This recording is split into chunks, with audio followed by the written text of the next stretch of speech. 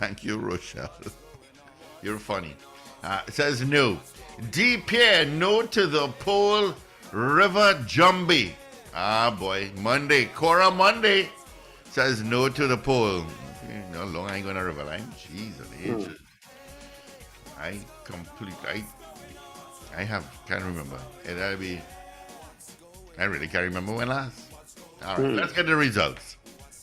So we asked this morning, should conjugal visits be given to prisoners who exhibit good behavior? And Huh? we had 26 people weighing in on our poll this morning. And I have to tell you, the poll was neck and neck until just now, because that's what separated it actually. 15 people said no, 11 said yes. So it was actually 12-11 just before those. Hmm. So 15 said no, they do not agree with conjugal visits. And maybe that's not the correct term that the chief of prisons is using. And 11 said yes, because he is thinking of family time. Conjugal visits is sex between spouses. That's what a conjugal visit is about. They have a room set up, and you go and you have. But good morning, guys.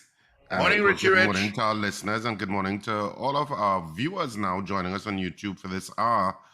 Because in this hour, 7 to 8, you get the opportunity to see us and see our guests, and of course, also be interactive with us.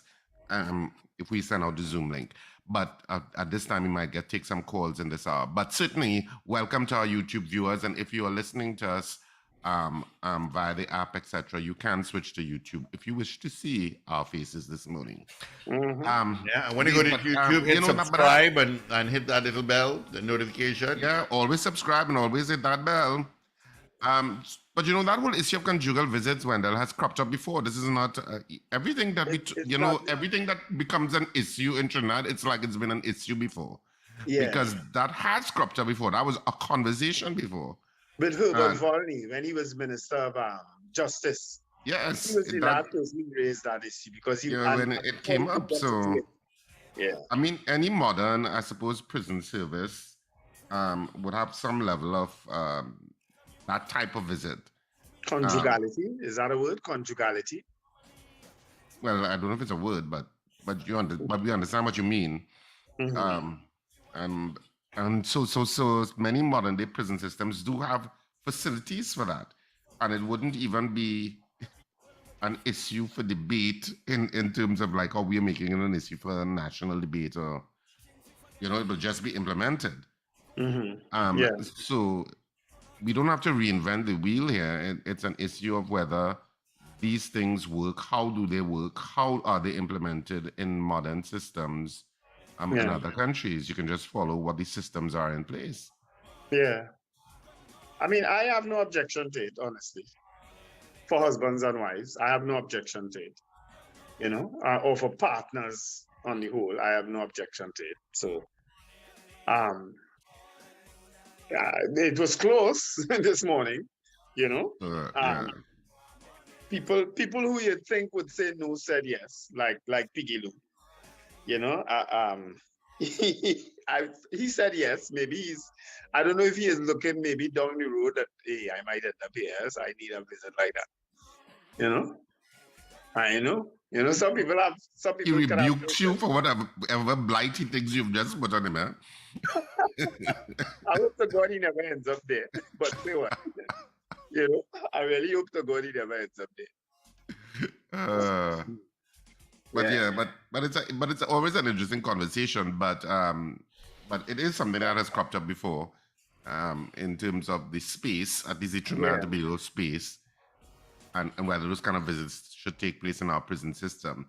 I think that huge piece of land that the prison system has surrounded with that fence, which we have talked about for years, and for people who are listening who have never seen it, it's a huge portion of the land in that Golden Grove area, and it is a huge, very modern, very contemporary prison fence with the double fencing and the ability to pass in between, and there are cameras at all ends at different parts of that fence because you can see the cameras. It's Yes, getting yes. and sometimes you see nature kind of creeping up on the fence, and then I see them cutting it back down. Yeah. But that huge portion should be where they should. It's naturally a place where they can build a new prison. Yes. Yes. And include all of these issues and whatever modern day systems you want to implement. And certainly it should replace Golden Grove and what that has become. And you can actually then spend some money on Golden Grove, converting that into a minimum prison facility where you could have people like, you went driving without your permit when you shouldn't, and the magistrate say, okay, take a month in prison. You could go there, you're owing maintenance, and you're arrested because of maintenance. You could go there. That sort of minimum kind of facility, rather than having those people go into a general prison pop and having to interface with all manner of offenders. Yeah. So you should have a minimal facility for lesser infractions. And I'm particularly pointing out too, because you have minor traffic offenses. Well, I say minor, but they can sometimes get you incarcerated. And certainly things like maintenance, when guys don't pay their maintenance on time, and a warrant is issued, etc., etc. You should be in a minimum facility. Yeah. So they could probably convert Golden Grove for that and build a proper facility that replaces a proper and puts in a proper remand, and that's what they should do. So those issues that we have all now and that we have had since 1962, quite frankly, can finally be behind us. That's how I think of it. Yeah, I agree. That area that we spoke about just now, that huge area on Golden Grove up the highway there, has not been party to any kind of discussion at all. I'm surprised that no one, I think it's only our show raises it. I've never heard it on another show. I've never heard it in the parliament. I've never heard it raised at any level of society. Again, it's like if it's a forgotten space. You understand? And millions of dollars were spent just on the fencing alone. Yep. And that was a big issue back then. And I don't understand how nobody's raising it. I just don't. Yeah. But it's an area that this government certainly needs to look at in terms of finishing, because it was a throwback from the last government, and quite a lot of the issues that were left undone by the last government were in fact completed by this government since in other words, the Brian Lara Stadium, the buildings around the Savannah, the Cuba Hospital, quite a lot of things that the last government did and that was heavily criticized were actually completed by this government. But that is one area that has been left untouched, and without any sort of discussion. Yeah, because we have asked previous commissioners of prison, what was it for, and even though the answers always seem a little unclear on what its purpose was, because you've heard them tell us that it was for a dismantling of the Carrera Island prison.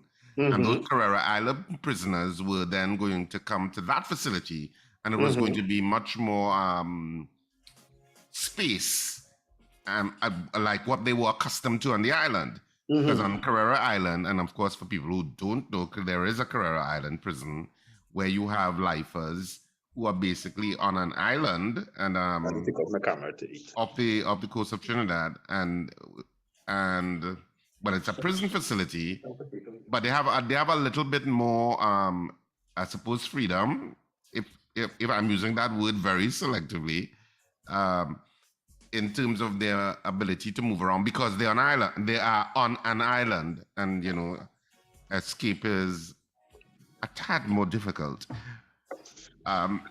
So there has been talk that facility on Carrera Island was to be dismantled, and the prison population there moved to that new facility that has been I think, bordered around, Richard, so to too. speak. I think, Richard, too, at one point in time, they were talking about using that area as an area to plant so that prisoners could be rehabilitated whilst they plow the area and plant and so on. I think that, if I remember in the back of my mind, that was one of the main reasons for that particular area in terms of a rehabilitation project for people to do gardening and do their own planting and things like that. Yeah. And it just never came to be. It's just No. a $1 million fenced bush. Well, that's what it is now. Yeah, that's exactly what it is now. That's what it is now. So we'll see what eventually comes out of it. Because it should be put to some use, because that fence alone looks pretty expensive.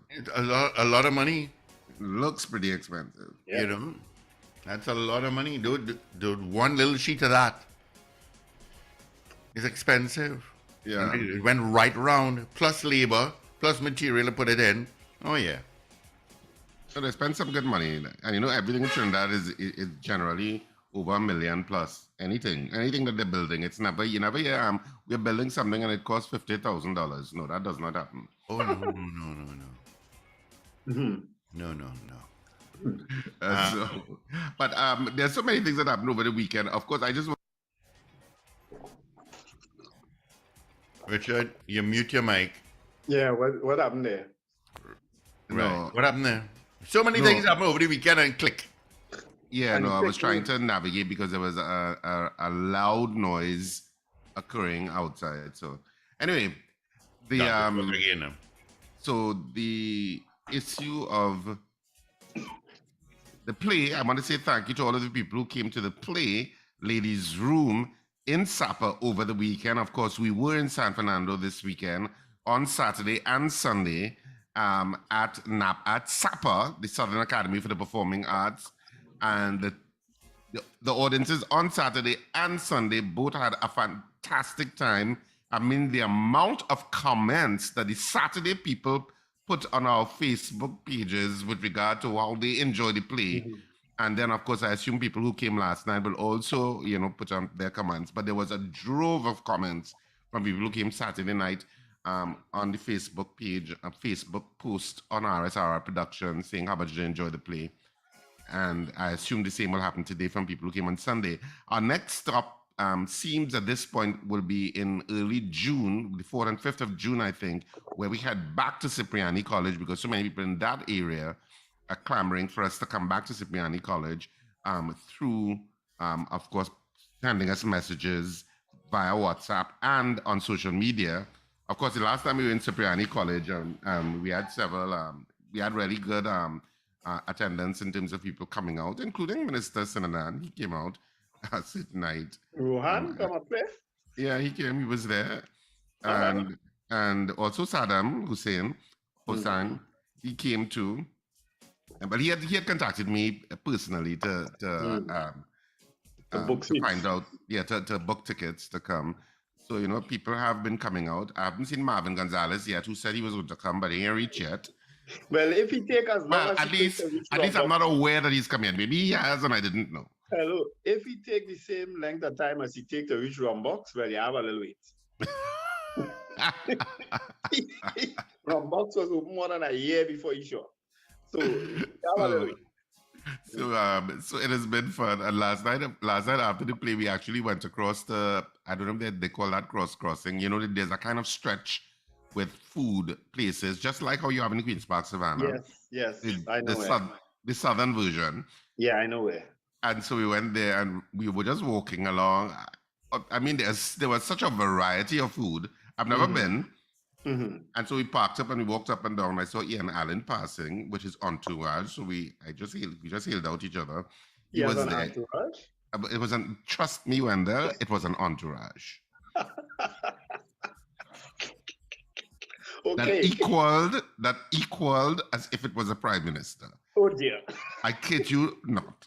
I assume all of the vehicles were his entourage because they all looked incredibly similar. Okay. You were like, who's this big papi that just passed But anyway, so we just sailed out. When I came, he was leaving. And so we went along all of those food trucks, and there was such a variety of food. I eventually stopped off. I didn't feel like, of course, have gyros and fried chicken and all sorts of things. I didn't feel for anything like that. So I just wanted to like something basic, like a hot dog. And I stopped over this van called Irie Dogs, DAWGZ. And they had all of these, fancy hot dogs. So I ordered one of those. Together with some of the guys, and Leslie Ann. Leslie Ann was with me. And I bought my hot dog. And so I bought my hot dog. And when the guy was eventually handing it, who I assume is one of the owners of the truck, when he's handing me the hot dog, he gave me back my money. Is that so? Yeah, and he says, my mother will never forgive me if I was to charge you. It's not that thing. So I assume his mother is either a fan of the Power Breakfast Show or a fan of theater or both. Okay. All right. So I told him, thank you so much. But it was such fun. It's always wonderful being in San Fernando. It is, I don't know, it's such a, San Fernandians are different, It's just a joy, and we just have such a good time when we're down there. No, but San Fernandians are different people. I have to admit, they are different type of friendly people. You understand? I think San Fernandians are special people. I always get lost when I go down there. You know what I mean? But I like San Fernandians. I have quite a bit of San Fernandian friends. Yeah. You understand? So I like San Fernando. I like St. James better, but I like San Fernando. So that was what my weekend was filled with. Doing the play and getting theater back on and being consistent about it. Because so many theater companies have disbanded because, of course, Raymond is no longer around. Right. Gregory Singh is no longer around. Right. Chris Smith and his father, Steve, yeah, right, no longer around. Yeah. The Smith man, that's the maritime man, right? Yes. Yes. And coincidentally, Wendell, all of these people are dead. Yeah. And murdered. Three out of the four that I just mentioned there were murdered. Yeah. Isn't that a crazy thing? It is extremely crazy. It is extremely crazy. Unsolved, for all intents and purposes, unsolved murders. Well, no. Steve Smith is they've held the wife. Oh, right. Yes. Well, because remember the children witnessed it and all of that. That was a horrific one. Yeah. Yes. That was a crazy one, huh? Yeah. So it's, I don't know. It's like sometimes the world is like bizarro. That's the word. Yeah. It's a mad world sometimes. That's actually a movie I'm watching right now from 1963. It's a mad world. So. Comedy? Yeah. Naturally, with a name like that. Yeah. It's a mad world. Yeah. It's one of those older movies that has so many stars in it. Because it's just a comic fest of comic actors. It's great fun. Yeah, I started it, but of course it's very difficult to watch a movie when you have a play on because you're always doing stuff for the play. So sometime this week I tend to watch it completely uninterrupted. Well, I hit the road. I have to give you all an experience because I don't gamble, right? Mm-hmm. I don't gamble, but I happened to be in a casino. Well, where I'm staying is the hotel is in a casino. Mm-hmm. There's a casino in the hotel, huge. Yeah. So yesterday I had dinner. I had dinner with my son and my niece, who both live up here, right? So and a couple friends and so on, and my boy Gershwin, and we sat having dinner in the hotel casino, right? Because there are several restaurants. So I decided we're going out to play these machines. Gershwin plays it all the time. So I decided that I'm going to try it. So I stick $40 in the slots, right? Because you can actually put your money. You don't have to buy chips again. Right. You actually put in your money in the machines now, right? So I put my money in the machine, and so I have $40. And I'm playing this game called Buffalo. You just I just hitting the thing. I don't know what the hell to do, right? So I'm just hitting the buttons, right? So I'm hitting the buttons, and my money is climbing and going, it's going back and forth. And eventually my money reached $90-something. And I say, Wendell, you need to take out this thing. So anyway, I continue to play, right? And my money goes down to about $15. And then it goes down to about $9. And then all of a sudden I hit and I hear this loud noise. And it rings and rings and rings and rings and rings and rings. I see 200 and something dollars. I cash out and I'm gone. $40. And I reach $200. I say, I could ride it. Oh, that is how you had to do it, you know. Because yeah. a gambler would have said, oh, and he going again. Yeah, the gambler what the gambler would have said is, okay, I cash in 200, taking 100, putting it in my pocket, and I'm going back with another 100 to see if I can get more. No. And then they may lose that 100 and say, oh God, I still have 40, I still in profit.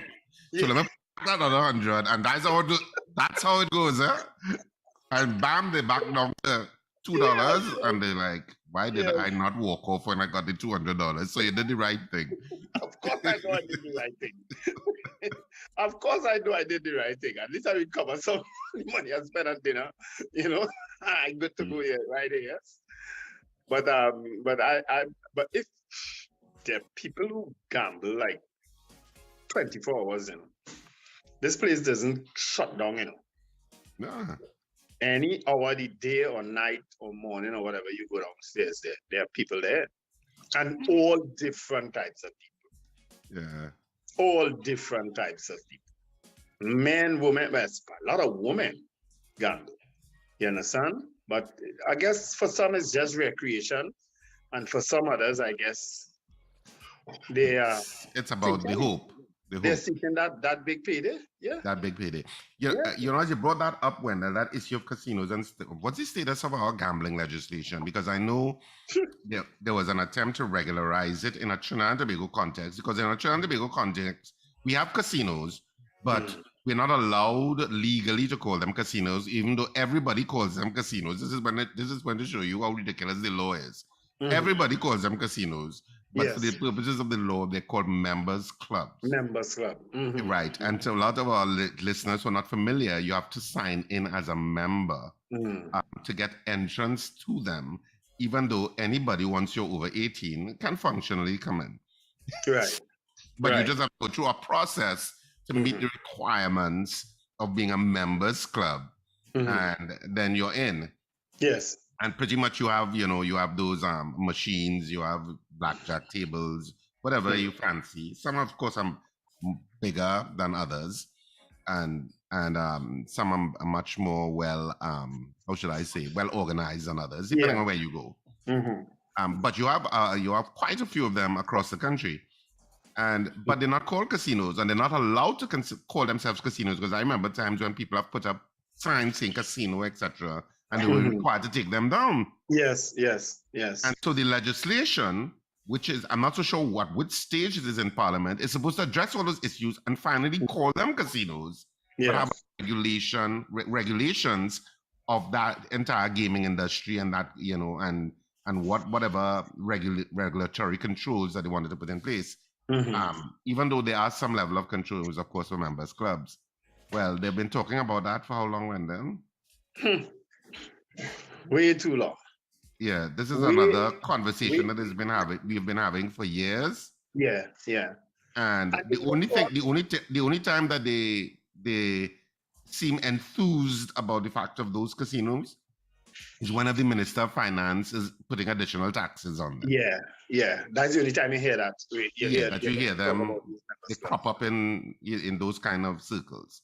But it's still a huge employer.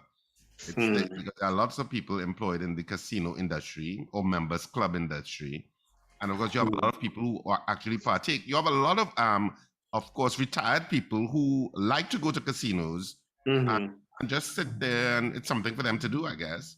Yeah. You know, but you have a lot of retired people who do it. I have a prime example right here where I am. You are plenty elderly people. I don't remember people walking around with cane and things. Yeah, And yeah. once you sit by those machines, you get a level of service that Hmm. that the restaurants don't give you. Yep. But they You want understand you what I'm to saying? stay there.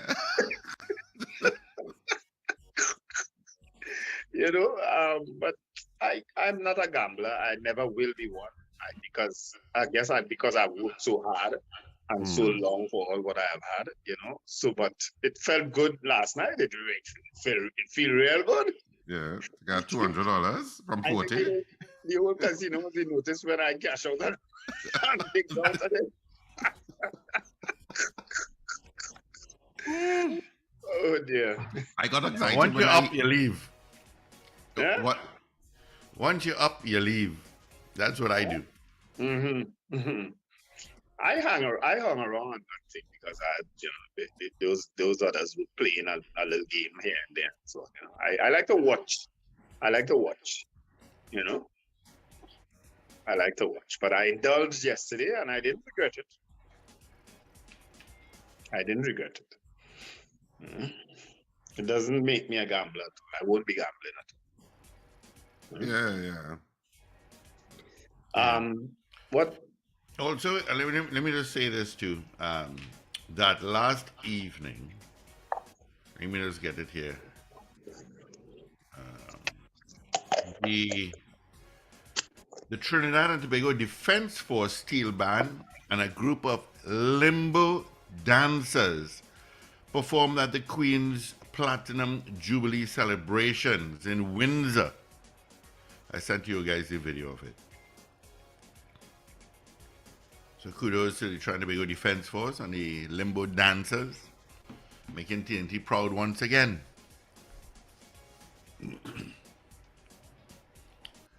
Somebody's just sending me. Who is it that's sending me this? Oh, it's Deborah. Deborah saying, "Do you realize, Wendell, that there are no clocks in casinos?" No. She said she went to Mapao and she won a little money, but she said there are no clocks so that you don't keep track of time. Track of time. Yeah. Yeah. Yes. Even the machines on them don't carry clocks on them. There's no time. Yeah. And the casino lighting is as such that you don't know whether it's day or night. The lighting in the casinos, because there are so many lights and reflections and so on inside of a casino. You really don't know whether it's day or night. It has that a similar type lighting throughout the day and night. You understand? You don't see the difference. And most casinos are nestled in the center of a building. So there are no exit doors close by. You understand?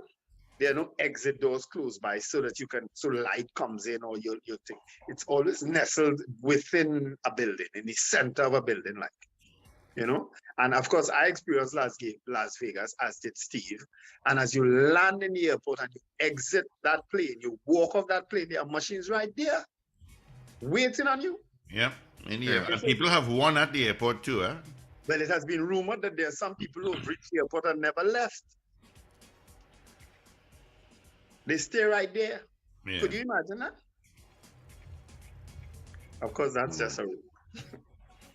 But gambling, I guess, for some people is recreational. But for some people, it's destructive. Yes, of course it can. Very destructive, yeah. Just like any other habit that you overdo. Yeah, it can be very destructive. Yeah. So did you go through the news headlines this morning? Yeah, yes, I did. Paul was generous enough to send the online versions to me. Yeah. So is there anything I would have missed? Because of course I couldn't do all. I mean, I'm not so sure. That whole thing with foster Cummins is still ongoing. I saw that in the newspapers yesterday. There was talking to residents, I think, in the area, in some of the communities in that area. Mm-hmm. I don't know if it was a press release or if it was a legitimate reporter asking questions. I wasn't sure. I just glimpsed it. Okay. Because of course, Foster Cummings would want some good press with regard to the issue. Naturally. Because it's proving to be a tad embarrassing in terms of the issues being, circulating When- in the public arena. Because, in Trinidad, in a Trinidad and Tobago context, people are quick to judgment. Oh, yes. Oh, Yes. yes. Oh, you yes. know, especially of politicians. Mm-hmm. But you don't even have to be a politician. They could be quick to judgment about anything, quite frankly. Richard, But- you don't have to remind me, and trust me, as somebody in politics, I'm always prepared for when they come at me. I'm always prepared. Yeah. You understand? So I know that it did interview some of the residents in the area, about. Well, I don't know how they selected the people or whatever, but I just glimpsed at it. But I didn't read it. But Sidney Foster Cummings is in a difficult period. Yeah. Having to defend his name, and we'll see where the facts lead. Where the facts lead. Yeah. If he is, and that this goes for any politician, you see, if you're doing nothing, you stand on that. I don't know that. You want to defend your name, but sometimes even trying to defend your name probably would make people feel, oh well, yeah, really have something to hide now. Why are the? So it's just I don't know how you're supposed to deal with situations like that, no? As I say, I expect that this to happen to quite a bit of people leading up to these elections. Not just Foster, it's going to happen to many people. And we're going to continue to hear about the shenanigans of the opposition. And after 10 years, everybody's still putting themselves up for election, and it's just, that's why it's tiring. That's why it's tiring.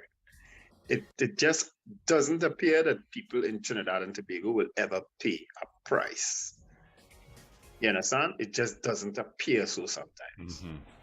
For those who would have clearly done corrupt things. You understand? Because there are some who have been more clear-cut than others. In other cases, it's probably just speculation. You know what I mean? And we can't forget Calder Hart. You can't ever forget the man who was probably the most maligned individual in Trinidad and Tobago. Who after, what it is now? 15 and he hasn't years? been back? 15 years and not a word. Nobody don't even mention the word Calder Hart in the parliament.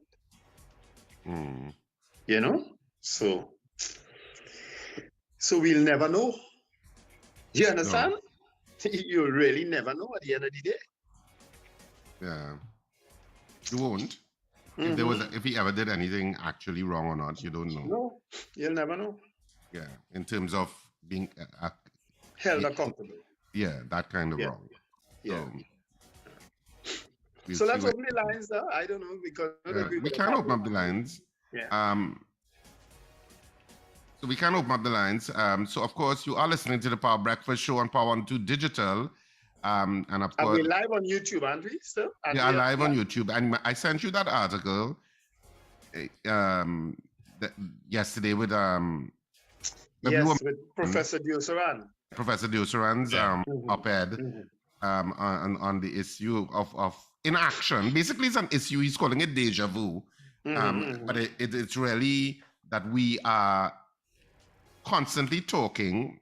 And we're constantly repeating the same things that needs to be resolved. We constantly come up with plans and policies and committees and investigative reports. And then we are very light on action. Basically, I think that's what Professor Diosaran is saying in that article. Right. But he did reference the interview with us. So, Richard, I knew there was something I had to raise with you. I got an article this morning from Jared Joseph. He said the Privy Council has just upheld the lawfulness of the death penalty in Trinidad. So I don't know if you want to touch on it in the next hour. I don't know if you would have heard. No, I don't know. I don't know. I don't know which case. There's so many cases that go up before the Privy Council that you're never sure. So I'm going to send he sent the judgment to me. I just sent it in the group chat. So you can have a look at it. But that issue of the lawfulness of the death penalty has come up several times before the Privy Council. Remember, there was a time when there were several English-speaking Caribbean countries that raised the issue before the law lords.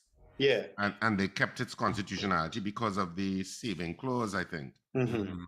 At least in a Trinidad and Tobago perspective, it was the saving clause. I'm not so sure what it was for Barbados. But I think Barbados was part of that group, and somebody else, I can't remember, some other country, I can't remember which one. Mm-hmm. So it has upheld it several times. Yeah. Yeah. All right, Yeah. gentlemen, we have a call here, so let's grab this call. Good morning, caller. Gentlemen, good morning. Morning, pal. Morning, sir. Mr. Stephen, in light of what it is you've been just saying, I don't know if you saw the news report where a CPEP contractor by the name of TM Ramnath was suing CPEP for some $41+ million. No, he's not a CPEP contractor, Mr. Joseph.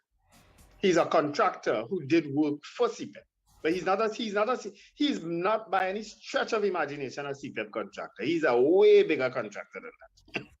Okay, I understand. Yeah. But it seems that he was doing contracts that relates to maintenance of all the various health centers and Yes. and so on. Mm-hmm. Yes. Right. And I raised that last week, Mr. Joseph. Where he sued for 41 and settled for 11. Yeah. Yeah, how is that possible? Your guess is as good as mine. And in 2014 is when it is he was said to have done the work, Mm-hmm. and then you had 2015, and apparently they had to bring in a surveyor they were disputing the sum that he was requesting. Right. And eventually settled for quarter of what it is he was asking for in the first place. No, say it properly. He settled for $30 million less than what he asked for. And I wonder how these things really happen. I wonder myself. Because it means either you decide you're taking a loss, a huge loss, or you had actually over-budgeted, overcharged. No, use the correct term, inflated. Well, all contractors will inflate their costs, especially when they're doing work for the state, simply because you wait so long for your money that most people will put a little allowance in there for the time that you have to wait for your money. There's nothing wrong with that. But 30 million, that's a huge amount. Well, some people were left out of the cut. Anyway, gentlemen, have a good day for now. All right, all the best to you. Thank you so much. All right, 57 minutes after 8 o'clock. Well, before 8 o'clock, after 7 o'clock, sorry. Yeah. It's not unusual for contractors doing work for the state to add that extra in because of the length of time you wait. And I should know because I waited for a long time sometimes. Well, still waiting. But to the tune of $30 million, that is just gone without notice, except we raised it on the show. You know what I mean? But really, I've seen no commentary on it. I've heard nothing, and these contractors continue to work for the state, mind you, they continue to do work for the state, regardless, even though governments change, and they would have had these accusations leveled against them under the previous government, they continue to work for the state, and that is what upsets people sometimes. But they're entitled to, until they have been convicted of some heinous crime or some kind of thing, they're still entitled to bid for and get state contracts. So that's Trinidad and Tobago. Well, I guess that's worldwide too,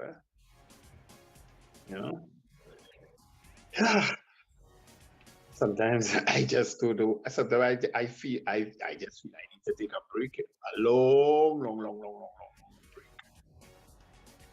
But Well, you're taking a break right now. I'm not going to say you're taking a break now. A break right now. Richard and Steve and Paul wouldn't give me a rest. Because of this digital thing now, I can't go nowhere and say, well, I can't join the show. Guys, I can't. I have to still be on the show regardless of where I go. You could join the show in your pajamas. We wouldn't even know. Yeah. You like my t-shirt? Yeah, it's a Wendell. It's a Wendell thing. You can see you wouldn't understand, yeah. We're still taking your calls. 222-TALK, 222-8255, 612-8255. North Americans, 866-525-1099. And of course, people on the web and app, you know what to do.